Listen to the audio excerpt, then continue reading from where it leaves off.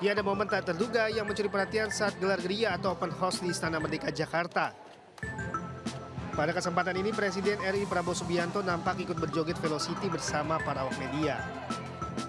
Usai menyalami ribuan orang di halaman tengah Istana Kepresidenan Jakarta, Presiden Prabowo menyempatkan diri untuk menghampiri puluhan awak media yang sudah menunggu untuk foto bersama di ruang kredensial Istana Merdeka. Usai berfoto bersama, Presiden Prabowo diajak untuk mengikuti tren velocity yang ramai dipraktekkan warganet saat berkumpul. Prabowo pun mengiyakan dan meminta untuk diajarkan gerakannya. Sebelum meninggalkan para awak media, Presiden Prabowo juga nampak bergaya silat yang menjadi gaya andalannya terutama sejak masa kampanye.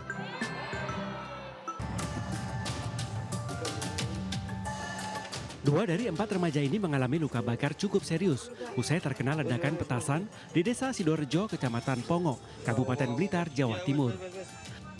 Bahkan akibat kerasnya ledakan membuat seorang korban harus kehilangan salah satu jari tangannya. Awalnya tetangga korban yang sedang tertidur pulas tiba-tiba dikejutkan dengan suara ledakan keras. Saat dihampiri rumah milik Supiyati yang berhadapan dengan kediamannya, porak-poranda pada bagian teras dan jendelanya pecah. Dari rumah tersebut, warga mendapati 4 remaja terkena ledakan saat merakit petasan.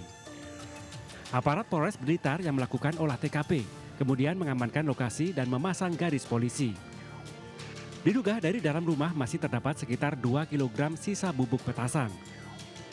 Keempat korban sengaja merakit petasan dalam ukuran besar untuk memeriahkan Hari Raya Idul Fitri. Dari Blitar, Jawa Timur, Robi Ridwan, iNews melaporkan.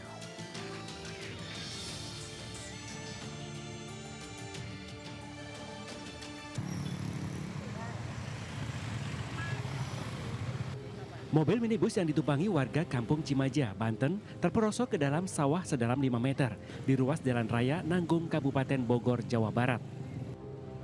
Akibatnya pengemudi dan seorang penumpang luka ringan, sementara minibus rusak parah dan dalam kondisi terbalik. Menurut keterangan saksi, minibus awalnya melaju dari arah kota Bogor dan hendak mudik ke rumah orang tuanya.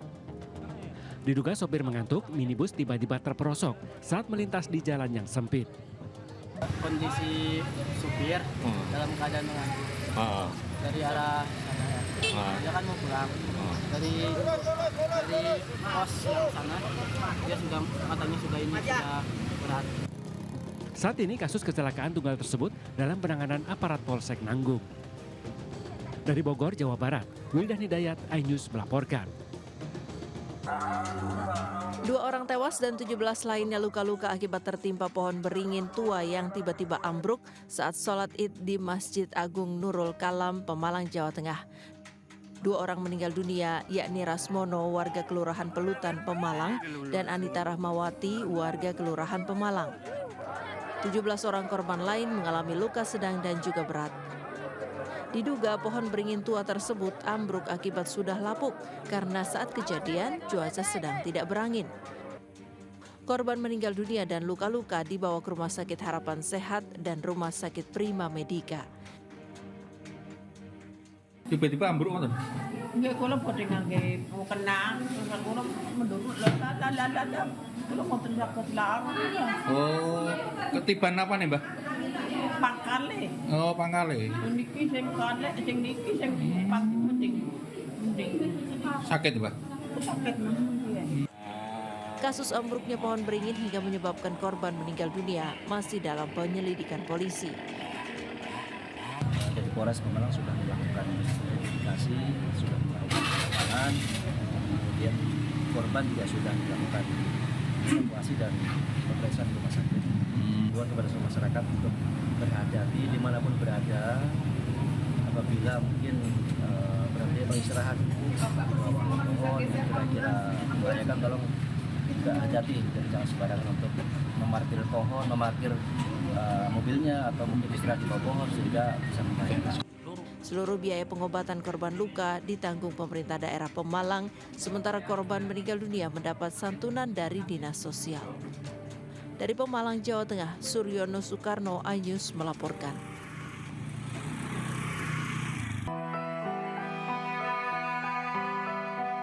Bunor. Nasib malang dialami Arianto dan putrinya. Jauh-jauh mudik dari Aceh menuju Indramayu, keduanya malah diturunkan oleh PO bus yang ditumpanginya di tengah jalan tol Cipali, tepatnya di kilometer 110 Subang, Jawa Barat. Arianto dan putrinya ditemukan oleh anggota Satlantas Polres Subang saat sedang menyetop mobil, sementara putrinya duduk di rerumputan. Kepada polisi, Arianto mengaku diterlantarkan oleh PO bus yang ditumpanginya. Ia pun sempat menunjukkan tiket yang dibelikan oleh atasannya seharga Rp1.300.000 yang dibelikan oleh atasannya di Lok Sumawe. Menurut polisi, anak Arianto tengah sakit sehingga tak bisa berjalan. Selanjutnya polisi membawa Arianto dan putrinya naik ke mobil patroli untuk diantarkan hingga bertemu dengan keluarganya di kawasan Cikedung, Indramayu.